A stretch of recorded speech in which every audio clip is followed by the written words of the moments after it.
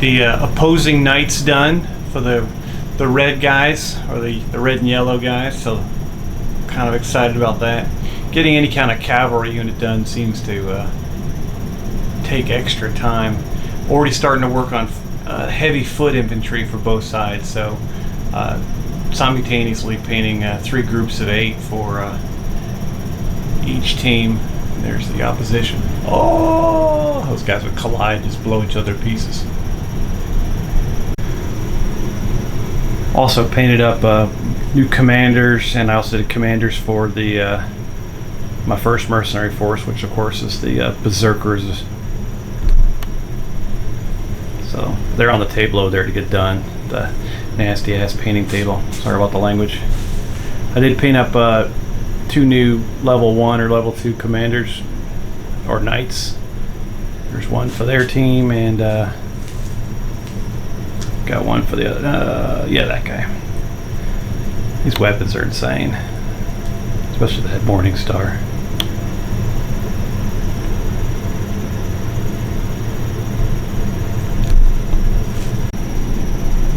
I love these. These great battles are great. They're going to be awesome. So this will be the basis of the whole campaign. Sorry about a little bit of glare there. I'll try to block it. I got my big head in there. I got my bed head, so my hair's sticking up in the air. No fear. I have no plans to retire being a nurse and become a cartographer. And there's no scaled real difference on this. This is just to have area to move from here to there and to conquer areas and stuff like that. So it's very simplistic, and it accomplishes what it's supposed to do. It shows the main. I think where is it? I'm trying to figure this out. The border between the 2 kingdoms comes like right down through here. This is what this little area here was actually a screw up when I was drawing it. It's hilarious because I wanted to have the same number of kingdoms surrounding each one of the 4 mercenary kingdoms. So I made this like a little disputed area. We'll say it's like a little valley that they got in a fight over, and it basically pulled the rest of the dukedoms into the conflict. Yeah, because they only had like 1, 2, 3, and 4.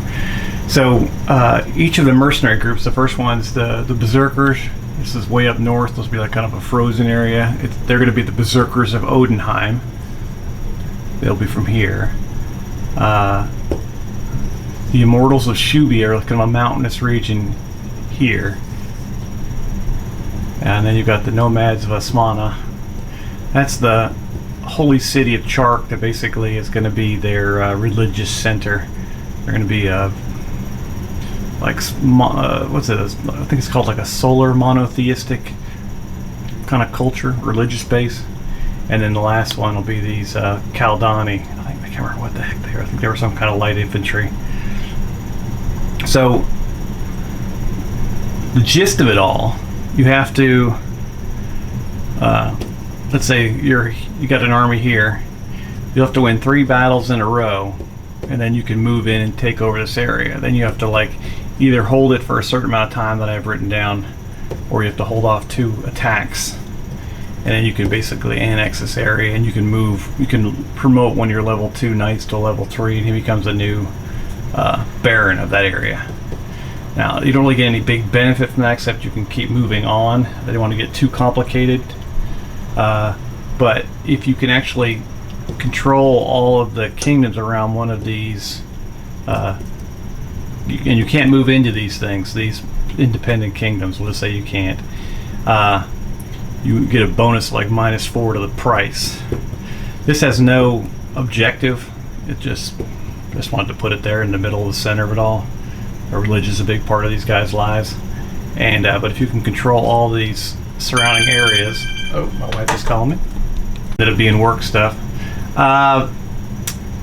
So basically, if you take over this area, you get a -4 bonus on the price of hiring this particular mercenary unit. So you can actually do pretty good. If that's too steep of a price, if it ends up being too much of a benefit, we'll do something else with it.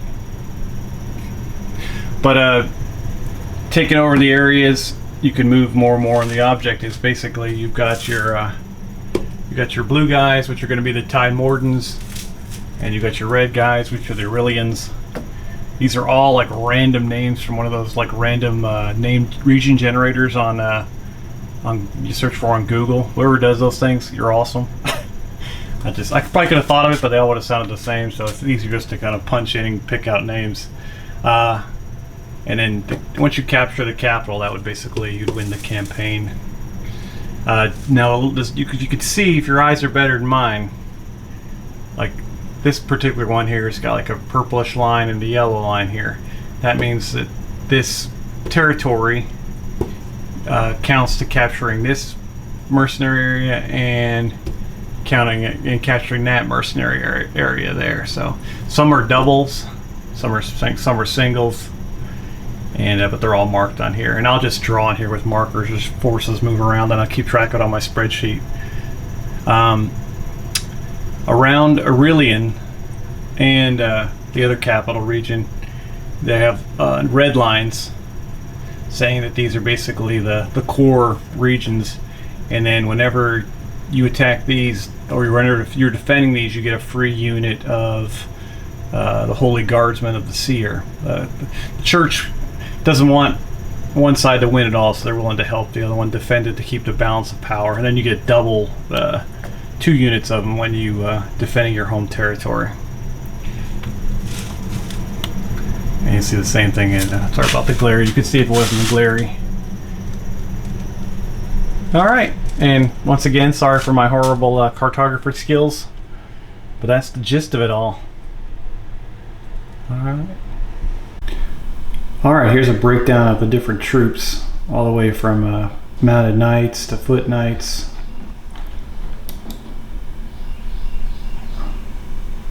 You got the mounted sergeants, heavy spear infantry, and then the different types of heavy infantry, heavy light foot infantry, peasant infantry, all the way down to longbowmen to crossbowmen. The religious fanatics, they're going to be awesome. Can't wait to get those guys. They're like the flagellants from Warhammer. Then you got the 2 different types of light cavalry. One's like a scout, kind of spear infantry, and then one's got bows. Here's your regional mercenaries from each region on the map. Of the Berserkers of Odenheim, the Immortals of Shubia. They're pretty freaking tough. I'm hoping they are. If they're not tough enough, I'm going to have to tweak their stats. The Osmanian nomads that are really quick and moving around, I think, and then the Kaldani light infantry. They kind of got that Viper thing. All 4 of those groups get fervor, and then finally you've got the since there is kind of a religious aspect, which is I think I said earlier, it's a solar monotheistic religion for this fictional area. They've got their big religious seer, the big guy in charge, and he lives in the center of the map, and he doesn't really want he likes the balance of power. He doesn't want the one side winning, so he will lend troops to whatever side's getting their home region or area around their home region attacked, to try to help hold it off and keep the stalemate going. I guess if they're fighting each other, they can't pay attention to what the big daddy's doing. Who knows? It's all fictional, so no implications to what would actually happen in real events or real religions. So, all right, I'll look at forces. So these are the 3 different forces you can choose from. Each of them is the same types of units, just more of. And then, as I said, I want to talk about the map. As you conquer an area, you go up. So you start off with this combat patrol or heavy escort force, and then you work up to a raiding party, and then they get bigger and bigger than the war parties, like for the general engagement. And you've got your list down here of stuff you can pick from. Scouts will take out ambush points. You know, everybody knows what a sergeant is, or a supernumerary leader. The musician, it says next to him, so thankfully I don't have to explain it all. Just the doctor was hilarious because with it being medieval times, I actually went out and found some 3D prints of a like the plague doctor basically. So I thought that would be a humorous spin to watching that guy come in and heal somebody instead of chopping them up in typical medieval or feudal period medicine. And then you've got your different units that you can add on. And down here you get into the four different mercenary forces you can hire, and you will get that 4-point discount if you surround that area, all control areas surrounding their region. And then there's the Guardsman of the Holy Seer.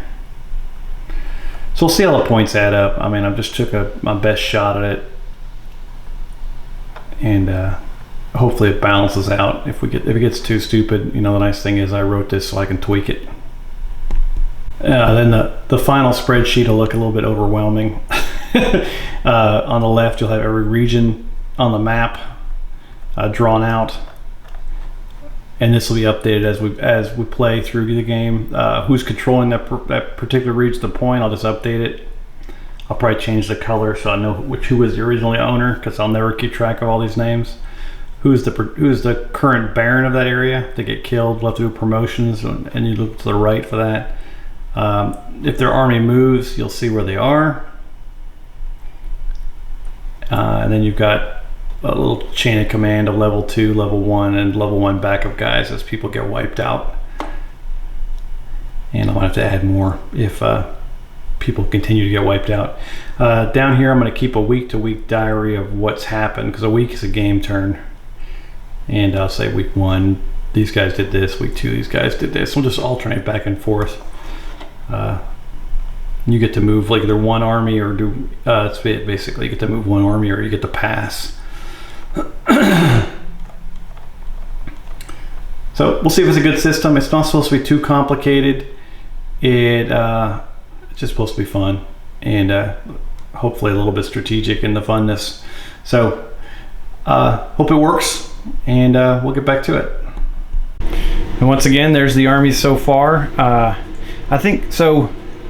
The way the forces are laid out, the force units, not the units. Hang on. The way the 3 different levels of troops are. So you've got like the patrol, you've got the raid, and you've got the war party. So I couldn't get it out earlier. I think you have to attack a neighboring region with the lowest level first. Then the second battle, if you win, would be the next one would be the raid, and then the war party, the big general engagement, will be the third one. I'll probably play the first 2 levels of combat on this 5x7, and then we'll go ahead and go huge on the war parties and do a 10x7. So just not like the entire table like a Napoleonic battle, but yeah. So that's how we'll do that, and then I'll just come up with little tweaks on how to put terrain and stuff on there. But that's where we're at. I'm going to be painting this weekend a ton and getting those foot infantry done so we can have another game, because I'm itching to play. And I hope you guys have a great weekend. Take care.